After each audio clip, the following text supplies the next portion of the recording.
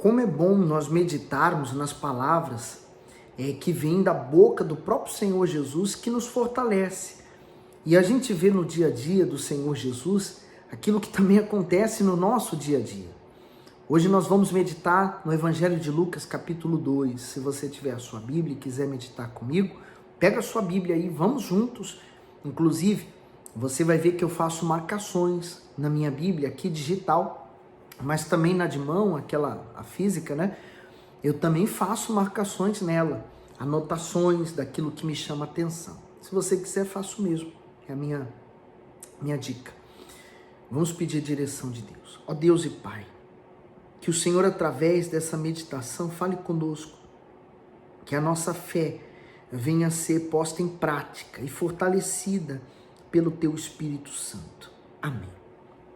Diz assim no versículo 1: E aconteceu naqueles dias que, saindo um decreto da parte de César Augusto para que todo mundo se alistasse. Esse primeiro alistamento foi feito sendo Quirino presidente da Síria. E todos iam alistar-se, cada um à sua própria cidade. E subiu também José da Galileia, da cidade de Nazaré, a Judeia, a cidade de Davi, chamada Belém, porque era da casa da família de Davi. Então, José, ele seguiu com toda a sua família, né, para aquele licenciamento na sua cidade. Isso é importante, porque ali nasceria o Salvador, como dizia as profecias.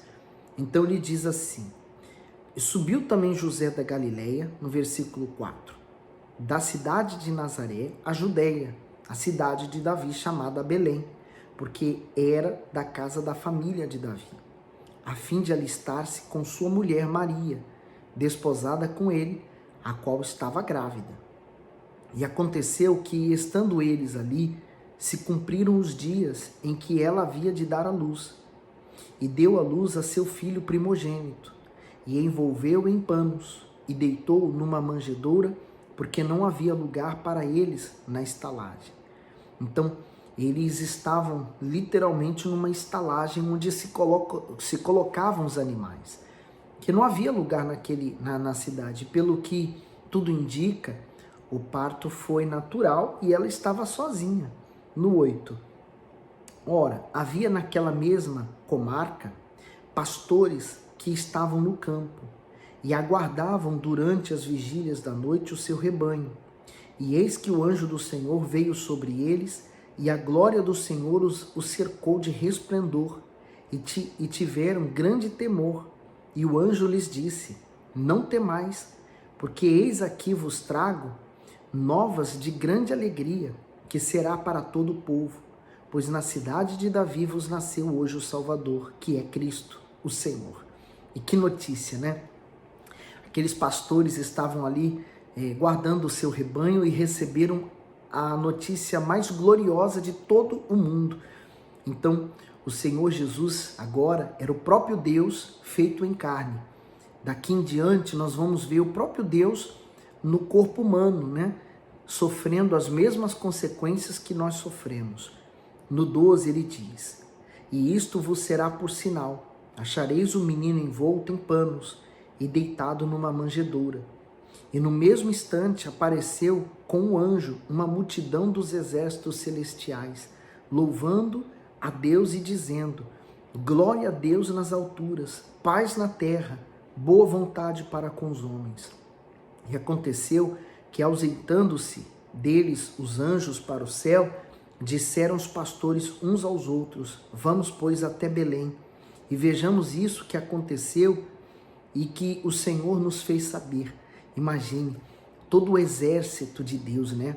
As estrelas, a terra, os anjos, todos louvando e enaltecendo a grandeza de Deus, porque se o pecado havia entrado por causa de um homem, que foi Adão, também através de um homem, Jesus, o pecado seria vencido. Então houve festa nesse dia.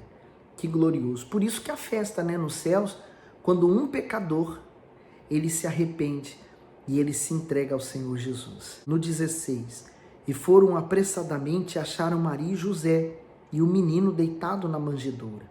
e vendo, divulgaram a palavra que acerca do menino lhe fora dita. Mas você sabe que naquele tempo, infelizmente, essa profissão de pastores era uma profissão assim que ninguém, não era muito bem vista, sabe? Era daquelas profissões que ninguém queria. Então tinha pouco valor. Também a confissão deles também tinha pouco valor. Mas aí vai provando sempre para quem que Deus vem se manifestando, né? Não é para quem acha que é alguma coisa, como os sacerdotes, os religiosos daquela altura, mas foi para o simples. E aí diz no 19, mas Maria guardava todas essas coisas, conferindo-as com seu coração. E voltaram os pastores e glorificando e louvando a Deus por tudo o que tinham ouvido e visto, como lhes havia sido dito. E quando os 8 dias foram cumpridos para circuncidar o menino, foi-lhe dado o nome de Jesus, que pelo anjo lhe fora posto antes que no ventre fosse concebido. E cumpriu-se os dias da purificação dela, segundo a lei de Moisés, e levaram a Jerusalém para o apresentar ao Senhor. Então, eles cumpriram toda a lei de Deus, porque ao oitavo dia, como está aqui, era tirado a pele do prepúcio, né, o órgão masculino do homem, como sinal de aliança com Deus. No 23, segundo o que está escrito na lei do Senhor, todo macho que abrir a madre será consagrado ao Senhor. E para oferecer o sacrifício, segundo o disposto na lei do Senhor, um par de rolas ou 2 pombinhos. Havia em Jerusalém um homem cujo nome era Simeão. E esse homem era justo e temente a Deus, esperando a consolação de Israel. E o Espírito Santo estava sobre ele. Veja que mesmo em meio à corrupção daquela época, haviam homens de Deus, né? Zacarias, agora Simeão. Isso é importante, você entender que mesmo você vivendo num mundo corrupto, onde existe a carnalidade, onde todas as pessoas, ou a sua grande maioria, faz o que é errado, existe aqueles que faz o que é certo. Diz no 26, e foram-lhe revelado pelo Espírito Santo que ele não morreria antes de ter visto o Cristo do Senhor. E pelo Espírito foi ao templo, e quando os pais trouxeram o menino Jesus para com ele procederem segundo o uso da lei. Sabe quando você, esse versículo 27, sabe quando você você está para fazer alguma coisa, parece que vem aquela vozinha e diz assim, olha, não faz. E aí você resolve não fazer, se você tivesse feito, daria tudo errado. Isso quando você tem o Espírito Santo. Quando vem aquela vozinha e fala assim, olha, não faz isso não. E você decide não fazer. Olha, não vai para esse lugar. E você decide não ir para aquele lugar. Depois você fica sabendo o que acontece, ou o que teria acontecido se você tivesse ido. Assim foi Simeão. Olha o que o Bispo Macedo diz no comentário do versículo 25. Revelado pelo Espírito Santo. Simeão era um homem justo que aguardava com muita expectativa a chegada do Messias. Ele mantinha estreita intimidade com o Altíssimo, por isso, ele lhe mostrou o que em breve iria fazer. É assim que Deus lida com os seus servos mais fiéis. O Senhor os trata como amigo, a ponto de não fazer nada sem antes revelar o seu segredo a eles. Simeão recebeu a promessa de que não morreria sem antes ver o Salvador. Assim, o Altíssimo interveio para que ele estivesse no templo na mesma hora em que Maria e José chegavam com o Messias no colo. Por se deixar ser guiado pelo Espírito Santo, Simeão teve o privilégio de tomar o Salvador em seus braços. Isso mostra o quanto Deus tem compromisso com a sua palavra e não se esquece do que promete. Na relação entre a promessa e cumprimento, nossa parte é crer e perseverar, e a do Altíssimo é cumprir a seu tempo. Isso é importante, a seu tempo. No 28, olha o que Simeão diz.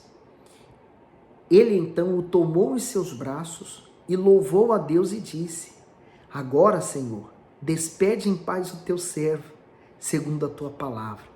pois já os meus olhos viram a tua salvação, o qual tu preparaste perante a face de todos os povos, luz para iluminar as nações e para a glória do teu povo Israel. E José e sua mãe se maravilharam das coisas que dele se dizia. Que maravilhoso, né? Ele levantou a criança no colo porque havia chegado a hora, né? E ele falou, agora eu poderia morrer em paz por ter visto o Salvador. Aí, olha o 34. E Simeão os abençoou e disse a Maria, sua mãe, eis que este é posto para a queda e elevação de muitos em Israel, para sinal que é contraditado, e uma espada transpassará também a tua própria alma, para que se manifestem os pensamentos de muitos corações. Quando ele disse isso, é porque Maria também sofreria a dor de ver o seu filho, então, sendo depois, ele próprio sendo crucificado. Não foi fácil para uma mãe ver o que ela viu, presenciou, porque ela ficou junto do Senhor Jesus até a crucificação. Então essa espada transpassou ela. E hoje, todos aqueles que reconhecem o seu pecado, também essa espada da lei transpassa-nos, né? Nos machuca. Por isso que há conversão. Agora no 36. E estava ali a profetisa Ana, filha de Fanuel, da tribo de Asser. Esta era já avançada em idade e tinha vindo com o marido 7 anos, desde a sua virgindade. E era viúva, de quase 84 anos, e não se afastava do templo, servindo a Deus em jejuns e orações, de noite e de dia. E sobrevindo na mesma hora, ela dava graças a Deus e falava dele a todos os que esperavam a redenção em Jerusalém. Então, Lucas, ele faz questão também de colocar o nome dessa mulher, né? Que mesmo em avançada idade, esses anos todos de viuvez, ela se manteve ali servindo a Deus. Às vezes a pessoa pensa assim, eu só posso servir a Deus se eu for um pastor, se eu for uma esposa de pastor, se eu for um obreiro, uma obreira. Pelo contrário, olha só como é que ela servia a Deus. Olha lá, está escrito aí no 37, você viu? E não se afastava do templo, servindo a Deus em jejuns e orações, de noite e de dia. Então, ela servia suas orações pela igreja, pelos pastores, pelos bispos, pelos servos de Deus espalhados no mundo inteiro. Quando você ora por eles, quando você jejua por eles, você está fazendo a obra de Deus. Essa obra é tão importante de oração e jejum que sustenta esse trabalho que nós fazemos. O trabalho não é só feito pela fé, do pastor pegar a Bíblia e falar, olha, vai acontecer, Deus faz, Deus isso, Deus aquilo. Não, ela é sustentada com oração, com jejuns também. Por isso é importante você servir Jesus da maneira que você sabe servir melhor. Falando, então você vai falar de Jesus. Orando, você vai orar pelos seus servos, por si também. O bispo Macedo diz assim, Ana ficou viúva após 7 anos de casada. Ela não se casou novamente, as escrituras registram que estava com quase 84 anos de idade quando viu o Messias. A perda do marido e os longos anos sozinha não lhe roubaram a alegria de servir ao Altíssimo. Por isso ela não se afastava do templo. Pela sua idade avançada, Ana poderia estar isenta de compromissos de ir à casa de Deus e de cumprir os rituais judaicos, mas ela manteve a chama da fé acesa, isto é, o ânimo, o temor e a devoção ardiam dentro dela, por isso permaneceu forte até o fim. Você vê que quem foi que reconheceu Jesus como Salvador, como Messias prometido? Quem estava bem na fé, quem estava com Jesus. Como que você vai então ser cheio do Espírito Santo? É simples, basta você ser como essas pessoas, aguardando a entrada do Espírito Santo em você. Esse desejo que você tem por ter o Espírito Santo vai fazer você ser cheio do Espírito Santo. Mas você tem que eliminar a ansiedade, você tem que eliminar as dúvidas, isso cabe a você. Aí diz no 38, aliás, no 39. E quando acabaram de cumprir tudo, segundo a lei do Senhor, voltaram a Galileia para a sua cidade de Nazaré. E o menino crescia e era fortalecido em espírito, e cheio de sabedoria e graça de Deus estava sobre ele. Ora, todos os anos iam seus pais a Jerusalém à festa da Páscoa. E tendo eles já 12 anos, subiram a Jerusalém segundo o costume do dia da festa. E regressando eles, terminados aqueles dias, ficou o menino Jesus em Jerusalém, e não soube José nem sua mãe.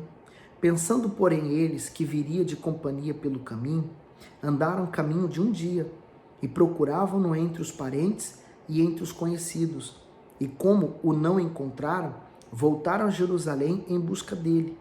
E aconteceu que, passado 3 dias, o acharam no templo, assentado no meio dos doutores, ouvindo-os e interrogando-os.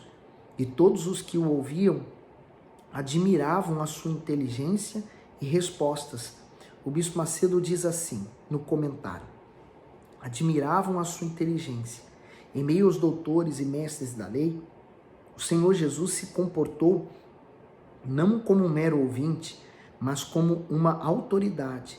Suas perguntas inteligentes e respostas sábias mostravam o nível de conhecimento e entendimento que possuía acerca das Sagradas Escrituras. Era comum que os rabinos ficassem no pátio do templo com seus alunos, a fim de instruí-lo. Posteriormente, o Senhor também usou esse espaço para ensinar as Escrituras ao povo e aos discípulos. Naquele tempo, uma mãe que tinha um menino filho, principalmente o primogênito, ele era oferecido ao templo. Então, naquele tempo, eles cresciam com um rabino, com um mestre, para que ele pudesse crescer aprendendo as leis de Deus. A Bíblia não registra nada disso, mas não diz respeito se Jesus cresceu com um rabino aprendendo sobre a lei. Mostra, sim, que ele foi trabalhar junto com o pai. Mas aqui está provando que ele tinha uma sabedoria divina, tinha um entendimento, uma sabedoria que vinha do próprio Deus, que falava com ele. Por isso que aqueles homens ficavam extremamente admirados, ele com aquela idade, falando como ele falava.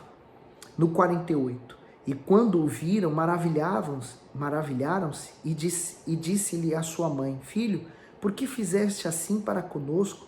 Eis que teu pai e os ansiosos, eis que teu pai e eu ansiosos te procurávamos. E ele lhes disse: Por que é que me procuráveis? Não sabeis que me convém tratar dos negócios do meu pai? E eles não compreenderam as palavras que lhe dizia. E desceu com eles e foi para Nazaré, e era-lhes sujeito. E sua mãe guardava no seu coração todas essas coisas. E crescia Jesus em sabedoria e em estatura e em graça para com Deus e os homens. O bispo Macedo diz no comentário do versículo 49 o seguinte: tratar dos negócios do meu pai, como filho de Deus, Jesus nutria aspirações espirituais. Mesmo sendo um jovem de apenas 12 anos de idade, seus pensamentos e suas ocupações eram voltadas para as Escrituras. Quem de fato nasceu de Deus comunga do mesmo propósito do Salvador, manter um íntimo relacionamento com o Senhor e possuir genuíno desejo de honrá-lo.